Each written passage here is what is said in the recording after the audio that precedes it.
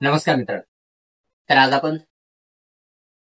पोट कमी करण्यासाठी किंवा पोटाची चरबी कमी करण्यासाठी असे 5 योगासन आपण आज या व्हिडिओमध्ये बघणार आहोत, जे तुमच्या पोटाची चरबीच नव्हे तर तुमच्या शरीरातील वाढलेला फॅट जो आहे तो कमी करेल आणि तुम्हाला हलकं फुलकं जे आहे नक्कीच जाणवेल. तर हे 5 जे आसन आहे जे तुमच्या वजन कमी करण्याच्या प्रवासाला नक्कीच मदत करणार. तर हा व्हिडिओ शेवटपर्यंत बघा, कारण अर्धवट ज्ञान जे आहे धोकादायक असू शकते. त्यामुळे हा व्हिडिओ शेवटपर्यंत नक्की बघा. तर चला व्हिडिओला सुरुवात करूया. तर यामध्ये सगळ्यात पहिलं जे आसन आहे ते म्हणजे वक्रासन, ट्विस्टिंग पोज. तर हे जे ट्विस्टिंग पोज आहे किंवा वक्रासन आहे ते करण्यासाठी जे आहे तुम्ही या ठिकाणी सगळ्यात अगोदर सिटिंग पोस्चर मध्ये यायचंय. सिटिंग पोस्चर मध्ये तुम्हाला पाय जे आहे सरळ ठेवायचे आहे. पाय सरळ ठेवल्यानंतर आपल्या पाठीचा कणा जो आहे सरळ ठेवण्याचा प्रयत्न करायचा जेवढं शक्य असेल तेवढं. त्यानंतर आपल्या पायांची बोटे आपल्याकडे असली पाहिजे. आपले शोल्डर्स जे आहेत पाठीमागे वळलेली पाहिजे आणि आपली हनवटी जे आहे जमिनीला पॅरलल असली पाहिजे. तर अशा पद्धतीने बसल्यानंतर आपल्याला काय करायचं, श्वास घेत जे आहे पायाला फोल्ड करायचं. उजव्या पायाला फोल्ड केल्यानंतर आपला उजव्या पायाचा घोटा जो आहे या ठिकाणी डाव्या पायाच्या गुडघ्याच्या बाजूला आला पाहिजे. जास्त जवळही नको आणि जास्त लांबही नको.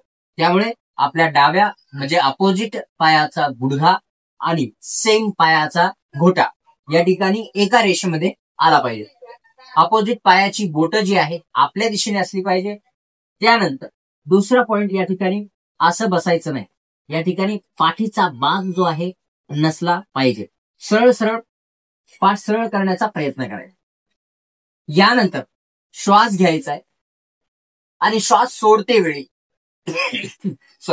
श्वास सोडते वेळी एक या ठिकाणी तुम्ही गुडघ्याला बाहेरच्या साईडला पकडू शकता आणि ट्विस्ट करू शकता श्वास सोडते वेळी. आणि अपोजिट हात जो आहे पाठीमागे ठेवायचा आहे आणि हळूच पाठीमागे बघण्याचा प्रयत्न करायचा. आता या ठिकाणी 2 कंडिशन आहे. कधी कधी असं होतं की आपल्या पोटाचा घेर जो आहे खूप जास्त असल्यामुळे, 1 आपण गुडघ्याला पकडू शकत नाही, 2 आपण पाठीमागं बघू शकत नाही किंवा वळू शकत नाही. तर त्या कंडिशन मध्ये तुम्हाला सरळ सरळ काय करायचंय, जेवढा तुमचा पाय फोल्ड होतोय कंडिशन 1 तिथपर्यंत फोल्ड करायचंय. त्यानंतर गुडघ्यापर्यंत हात जात असेल तर ठीक, नाही तर एखाद्या वेळेस काय होतं की पोटामुळे जो गुडघा आहे किंवा पाय जो आहे बाहेर राहतो. अशा प्रकारे जर तुम्ही माझ्यासोबत जर करत असाल किंवा ट्राय करून बघत असाल तर नक्कीच बघा. कारण पोटामुळे जो आहे आपली जी मांडी आहे, आपला पाय जो आहे आपल्या क्लोज येत नाहीये. ठीक आहे, आणि त्याच्यामध्ये आपण पाठ सरळ ठेवू शकत नाहीये. तर त्या कंडिशन मध्ये आपल्याला पायाला जेवढं फोल्ड करता येईल तेवढं फोल्ड करायचंय. इथं न पकडता इथं पकडा आणि सरळ बसण्याचा प्रयत्न करा. या ठिकाणी ट्विस्ट करताना काय करायचं, श्वास घ्यायचा आणि श्वास सोडते वेळी ट्विस्ट करायचं आणि हात पाठीमागे आपल्या पाठीच्या कण्याच्या एकदम सरळ रेषेत, जास्त पाठीमागेही नाही आणि जास्त क्लोजही नाही. ठीक आहे, तर मीडियम ज्यामध्ये तुम्ही रिलॅक्स फील करू शकाल, जास्त बर्डन तुमच्यावरती येणार नाही आणि क्रॅम्प्स वगैरे येणार नाही. अशा प्रकारे ट्विस्ट करायचे आणि तिथं फोल्ड करायचं. त्याच्यामध्ये दुसरी कंडिशन एक आहे, जर मानेचा त्रास असेल तुम्हाला तर या ठिकाणी तुम्ही पाठीमागं न बघता समोर बघितलं तरी चालेल. दुसरं, शोल्डर जास्तीत जास्त पाठीमागं करा. पण त्रास होत असेल तर जिथं कम्फर्टेबल आहे तिथेच ठेवा. ठीक आहे, अशा प्रकारे केल्यानंतर इथं या ठिकाणी तुम्ही राहू शकता आणि काही सेकंद, जे की 15 सेकंद ते 20 सेकंदापर्यंत तुम्ही या ठिकाणी थांबू शकता आणि परत आपल्या स्टार्टिंग पोझिशनला जी सुरुवातीची स्थिती आहे त्या ठिकाणी येऊ शकता. आता यामध्ये बऱ्याचदा असं होतं की आपण जास्त वेळ थांबू शकत नाही आणि थांबलो तरी आपण श्वासांवरती लक्ष देत नाही. तर यामध्ये काय करायचंय तुम्हाला, ज्यावेळेस तुम्ही या आसनमध्ये आला आहात वक्रासन मध्ये, तर त्यावेळी लक्ष द्यायचंय तुम्हाला की आपल्या श्वासांची गती कशी आहे. जर फास्ट असेल तर नॉर्मल करण्याचा प्रयत्न करायचा किंवा सगळ्यात सोपं काहीच करू नका. जसा श्वास चाललाय त्या श्वासाकडे फक्त लक्ष द्यायचं, काही चेंजेस करायची गरज नाही. ठीक आहे, तर यामध्ये माझा जसा श्वास सुरू आहे तसा मी त्याकडे लक्ष द्यायला हवं. आणि जर तुम्हाला नॉर्मल फील होत असेल तर डीप ब्रीदिंग करण्याचा प्रयत्न करायचा. म्हणजे काय करायचं, आता मी इथं रिलॅक्स आहे, आता लक्ष देण्यासाठी आपल्याला आपलं जे मेडिटेशन किंवा आपण लक्ष केंद्रित करण्यासाठी जी जागा आहे उत्तम प्रत्येक आसनामध्ये, ती म्हणजे आपला श्वास. तर आपल्याला या ठिकाणी काय करायचंय, श्वास डीप श्वास घ्यायचा आहे आणि श्वास हळूहळू सोडायचा. आता याच्यामध्ये श्वास प्रत्येक आसनामध्ये श्वासांवरती लक्ष देण्याचे फायदे जे आहेत ते दोन प्रकारे आहेत. एक, तुमचं लक्ष जे आहे पूर्ण आपल्या आसनामध्ये राहील, आणि दुसरं म्हणजे ज्यावेळी तुम्ही श्वास घेता सोडता त्यावेळी तुमचं लक्ष जे आहे श्वासांकडे असल्यामुळं त्या ठिकाणी तुम्हाला क्रॅम्प्स वगैरे येणार नाही, तुम्ही बॉडी रिलॅक्स सोडताल. कारण ज्या ज्या वेळी आपण श्वास सोडतो त्या वेळी आपले मसल जे आहे, बॉडीचे मसल जे असतात ते रिलॅक्स होतात. ठीक आहे, तर त्यामुळे श्वास घेत राहा आणि श्वास सोडत, जेणेकरून बॉडी रिलॅक्स. ठीक आहे, हे झालं आसन एक, वक्रासन. आता यानंतर जे दुसरं आसन आहे तर ते आसन आहे प्लँक पोज. आता प्लँक पोज जे आहे बऱ्याच जणांनी केली असेल आणि करतही असतील. तर सगळ्यात अगोदर आपल्याला टेबल टॉप मध्ये यायचे, सगळ्यात सोपी पद्धत सांगतो तुम्हाला. आणि हात असे ठेवायचे, आपला शोल्डर आणि आपली रिस्ट जी आहे एका लाईन मध्ये असली पाहिजे. ठीक आहे, एका लाईन मध्ये असल्यानंतर आपल्या पायांच्या बोटांना टक करायचं आणि वरती यायचं. ठीक आहे, वरती आल्यानंतर या ठिकाणी बघायचं आपण जास्त पुढं तर नाहीये, जास्त पाठीमागं तर नाहीये, किंवा आपले हिप्स वरती तर नाहीये.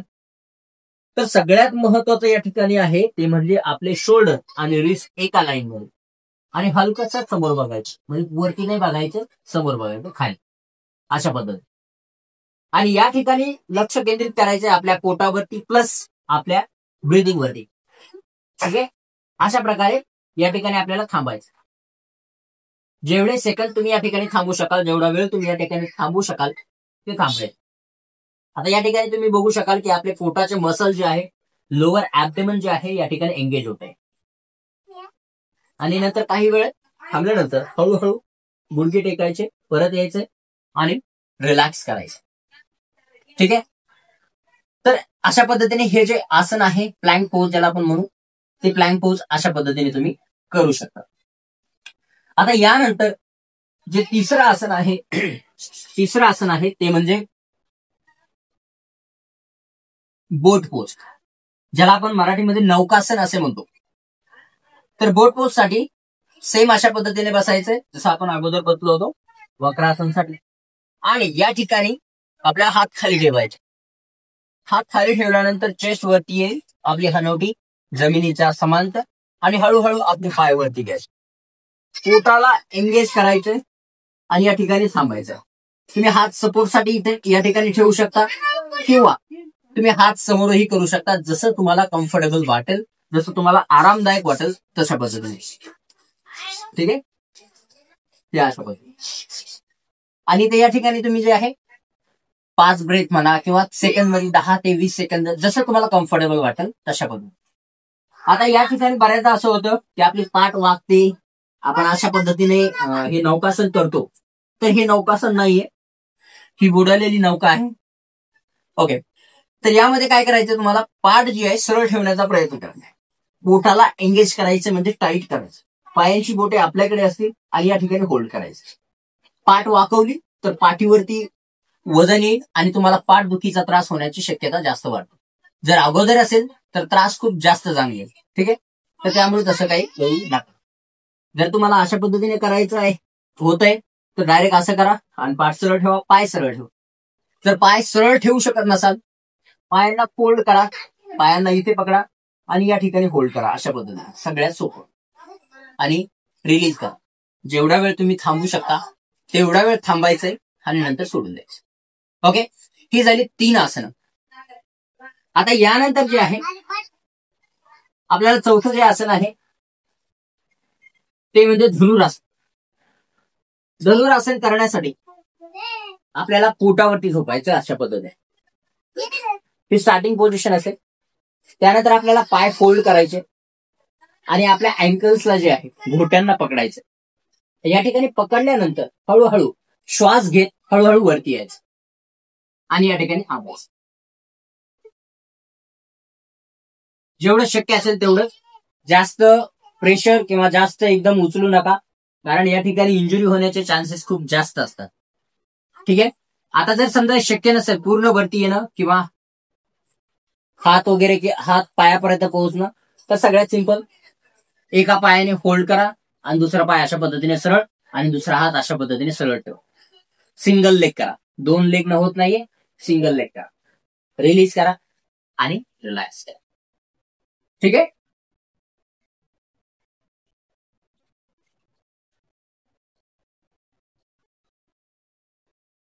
आणि यानंतर याच्यामध्ये जसं आपण धनुरासन मध्ये बघितलं की आपल्या पायांचे घोटे किंवा आपला अँकल जे आहे पकडता येत नसेल तर आपण तशा पद्धतीने सोपी पद्धत करू शकतो.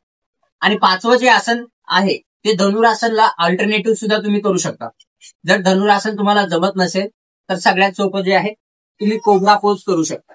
आता त्यासाठी करायचे काय की धनुरासन सारखं तुम्हाला पोटावरती झोपायचं. त्या ठिकाणी झोपल्यानंतर आपले हात जे आहेत चेस्टच्या बाजूला ठेवायचे. आपले एल्बो जे आहे हाताचे कोपरे जे आहेत आतमध्ये लोटायचे आणि हळूहळू वरती यायचे. श्वास घेत राहायचं, श्वास सोडायचा नाही. श्वास घेत राहायचे, श्वास सोडायचा आहे, घ्यायचा आहे, सोडायचा आहे, घ्यायचा, थांबवायचा नाही आणि रिलीज करायचंय, रिलॅक्स करायचं. जर या ठिकाणी तुम्हाला पाठीचा त्रास असेल पायांमध्ये अंतर घ्या, हळू थोडंसं वर या. मानेचा त्रास असेल तर वरती बघू नका, खाली बघा किंवा मान रिलॅक्स जिथे राहील तिथे ठेवा. आणि हेही जर तुम्हाला अवघड वाटत असेल तर सगळ्यात सोपं फोरआर्म्सला खाली ठेवा अशा पद्धतीने आणि हे आणि रिलॅक्स, रिलीज अँड रिलॅक्स. अशा पद्धतीने आपण 5 योगासने बघितली जे की तुमच्या पोटाची चरबी जी आहे जी काही केल्या कमी होत नाहीये तर या 5 आसनांनी जे आहे कमी होणार आहे. आणि हे जे 5 आसनं आहेत तुम्हाला रेग्युलर पद्धतीने करायचे, कारण एका दिवसात हे कमी होणार नाही. कारण विचार करा जे 10 वर्षापासून आपल्या पोटामध्ये जमा होत चाललंय, पोटाच्या साईडला जमा होत चाललंय, ते एका दिवसात कसं होईल. त्यामुळे आपल्याला सातत्याने रेग्युलर हा अभ्यास करायचा आहे. आणि हो, जर काही अजून यामध्ये आसनात किंवा प्राणायाम कोणते काम करू शकतात, मदत करू शकतात, हे जर जाणून घ्यायचं असेल तर तुम्ही आम्हाला कमेंट करून नक्की विचारू शकता, जेणेकरून आपला पुढचा जो टॉपिक आहे, पुढचा जो व्हिडिओ आहे त्या रिलेटेड असेल. ठीक आहे. तर भेटूया मित्रांनो पुढच्या व्हिडिओमध्ये. तोपर्यंत धन्यवाद.